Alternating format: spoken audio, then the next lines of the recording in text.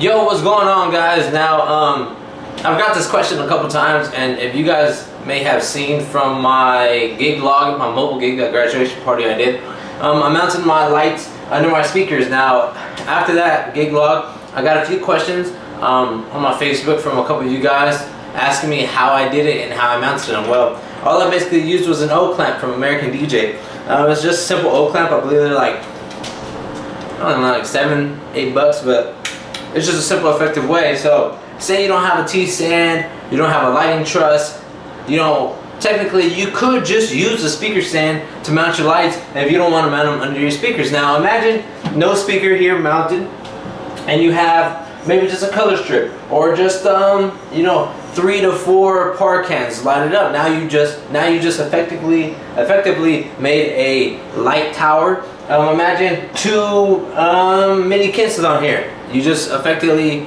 made a light tower, a lighting effect that you could put off to the side without having to have a truss. Now, keep in mind though, that being said, you can't put them super high, and you won't be able to get them as high or maybe as wide as a lighting stand or a T-stand would be. But having a couple of these in your arsenal is very important. Only reason being, they're easier to mount, easier to take off things as well. You can keep these on the lights, and it's just a lot simpler to move around your lights, even hold your lights in this O itself. So basically how this works is your light screws onto here. That's your mounting point for your light, so you screw that in. This wraps around your pole. You close this down, and you just screw that on. Now keep in mind, there are other clamps as well, not only O clamps, and some might be cheaper than O clamps. You have a clamp like this. This is like a C clamp. Basically how this works is your light attaches to the end of that. So you put your light there, you screw that down, and then you have this part that attaches to the actual tube itself. Now keep in mind, you don't have to mount your light right under the speaker. Now see, this is one of the legs of the speaker stand, and say, you know, depending on your situation, you want to mount a light facing up at the ceiling, but for whatever reason your speaker is blocking your light. So you could actually put it down here, you know, on the very bottom, and have it facing upwards, you know, and it would actually broaden, you know, your light, because the farther back you have your light, the wider the angle. But keep in mind, if you're in front of people, or you're gonna have people dancing right in front of you, in front of your speakers, there's a high possibility of them blocking that light. Now that might work better for a situation where you're maybe elevated a little bit, if you're on stage maybe. So just keep that in mind. When you mount your lights, every light is a little bit different. If you're gonna be mounting them under the speaker, you don't want the clamp to really show, because then it's gonna look kind of weird. Now with a C clamp like this, see how this knob protrudes off to the side?